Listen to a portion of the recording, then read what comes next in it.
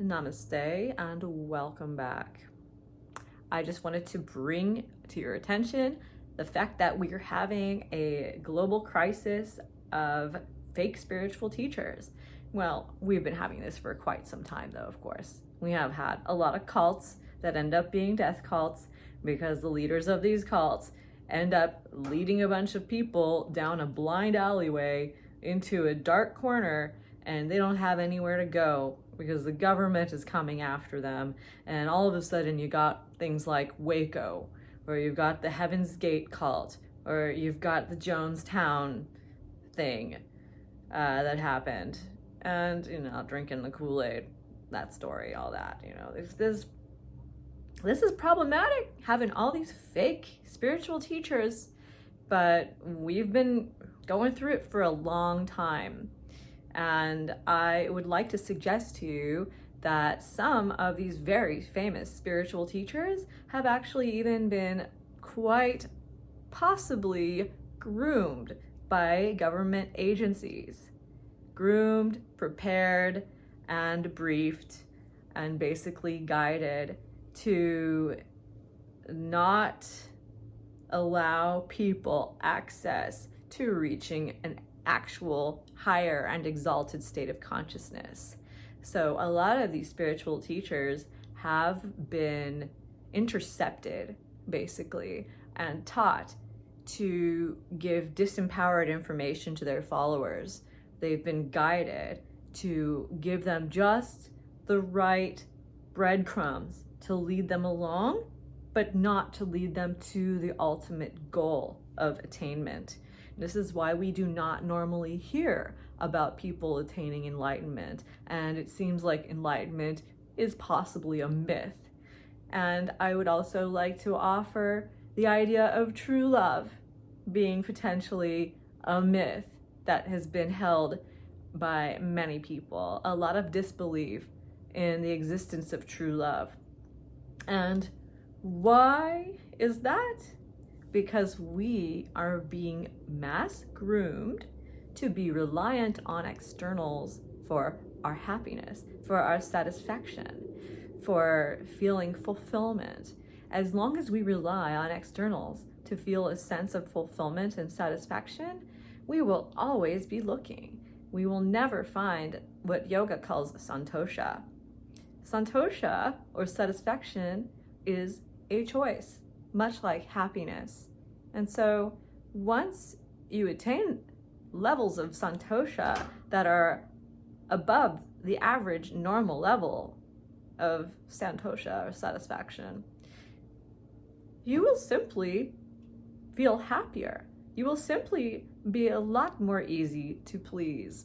You will be a lot more reserved in, let's say, your purchases, your shopping, things like that. You won't really feel a need to go out and buy certain things that you don't necessarily really need for your livelihood. And this is obviously incredibly threatening and dangerous for business, because if we were all to become a lot more satisfied, we would not buy so much garbage, and our marriages would last longer. We would have more meaningful relationships. We would have less one-night stands, and we would have longer interactions with each other when we're together. We will have longer periods of intimacy and bonding and togetherness. We will feel more comfortable in our skin. We will feel less threatened when we have uncomfortable interactions with one another, when we feel insecure about something that we're doing that's not right. We will not cover it up so much, but we will be honest, and we will confess more readily that we've made mistakes. We will confess more readily that we've lied, which is a really big deal. I don't know if you've noticed it or not, but well, we've had these things happening in our media. Like, the first thing that just keeps popping up into my head is Diddy. So we're noticing a lot of Diddies out there. We're noticing a lot of the Me Too stuff going on. And it just comes up more and more that people are confessing that somebody has hurt them, and somebody has maybe given them money in order to do humiliating things. And this has been very painful for the collective to come forward about and admit that something so humiliating has happened to them. And what do we do when we find out that somebody has done other people wrong? Of course, we come after them. We want to lynch them. We pick up our pitchforks and our torches and we come after them. Well, that's great and everything. I'm glad that you found that something wrong is going on. But the thing is we also do wrong. Of course, we do. Everybody says nobody's perfect, but nobody wants to confess when they make mistakes. Very few people want to admit that they have lied. And why? Well, nobody wants to be lied to. And as soon as something this dark and sinister or embarrassing and humiliating is exposed, or we confess that to another, usually this honest confession is punished. Maybe we should look at what the truth actually is for a moment. When I was in Canada, I had very unwanted contact with policemen. And during that very undesirable contact, I ended up asking one of the policemen, "So, do you know what truth is?" And he answered to me, "No, I don't know what that is. What is it?" And I said, "Anything you say or do." Isn't that exactly what is said in the Miranda rights? Anything you say or do can and will be held against you in a court of law. Or it can, I don't know if they say will, but it can be held against you. So anything you say or do being held against you is an active threat to punish your honesty. And as long as we're living in a world where honesty is being threatened and punished, we will feel like it's more important for us to lie for our survival. It's almost like if we become more honest, if we stop lying and we start to admit the wrongs that we have done, we'll die, right? Yeah, part of you will. Part of you that is absolutely despicable will die. And that part of you is the false self. This false self governs over so many of us in this world. This is why it's so common for us to condemn other people when they're honest, yet we lie all the time and say, "I don't judge." Bullshit. You judge. Everybody judges. It's just not being openly admitted. So as soon as we stop punishing dishonesty, and I know there have been calls to decommission or ban the police or whatever it is. That's so silly. Don't you know it's an international organization? You can't ban the police. You can't defund the police, but nice try. I don't know what we can do about this, but for one thing, reforming the police might be a good start. I know a man in Indonesia who is the teacher of a practice that is called bamboo cooning. And you can find videos on this very channel about bamboo cooning. They're quite a few years old. This channel is pretty old. This channel's like 10 years old or something. But anyway, yeah, so I recorded some things of bamboo cooning in Indonesia, I mean.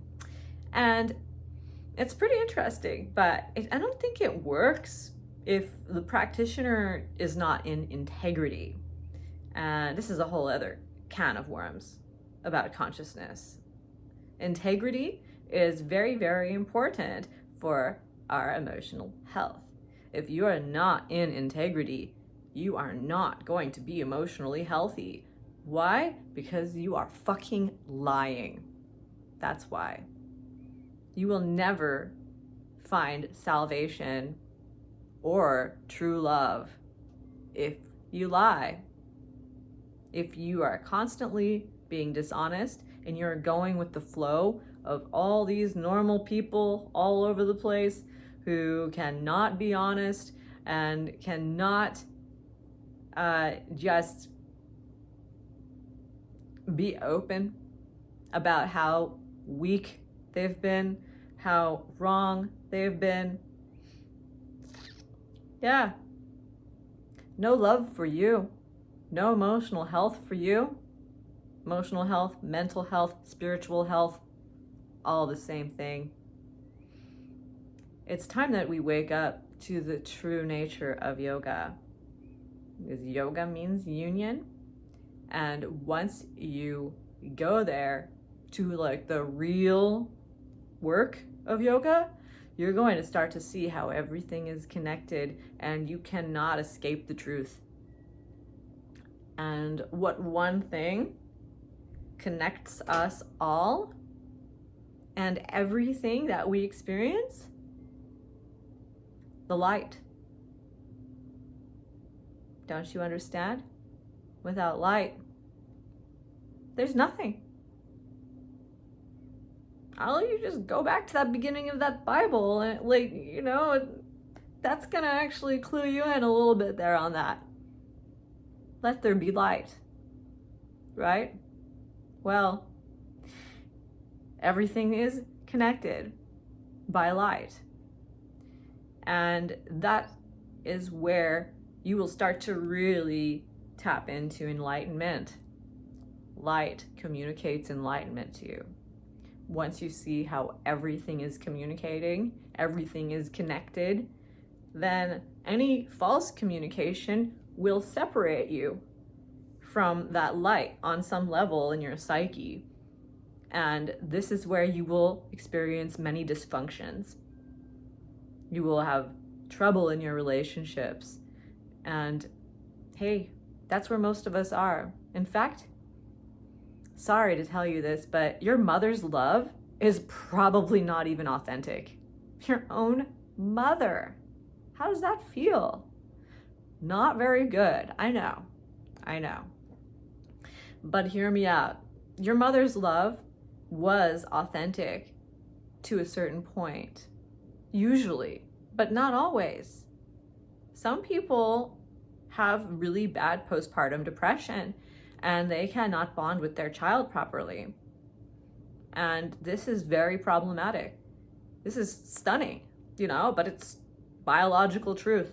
We have a hormone called oxytocin, which actually helps us to bond in love with our child. But is this true love? Some people will say it is. I can't tell you for certain because I am not 100% sure. But my spirit guides, let's just call it that, or my higher self, which I am quite tapped into, tells me, no, unfortunately, this is just chemicals. How sad is that? Devastatingly sad. Yeah, your own mother may have never loved you. And what does she do then instead of love you? She says love, but she desires. Desire is normally what we experience rather than love. Desire takes over love. We often desire love, even when we are in the throes of passion and having full intercourse with our lover. We still feel like we desire them, even while we're having sex. Why is that? We have them. We can't get any closer than that. But we still feel that desire. This is all because of the mind field. This is because if you are below integrity and you have not been able to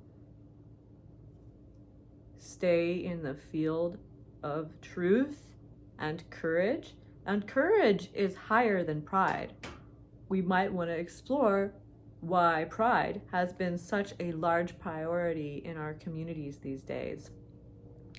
It's an overcompensation for shame. And now, shame is really very not helpful.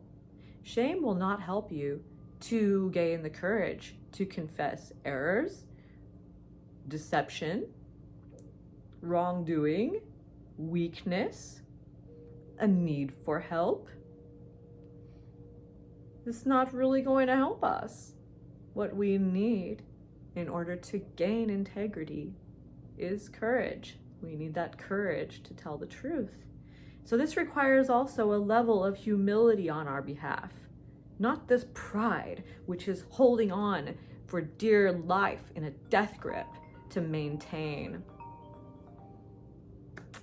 Well, that's all I have to say for now. I hope that this has been something for you to consider and process. And there you go.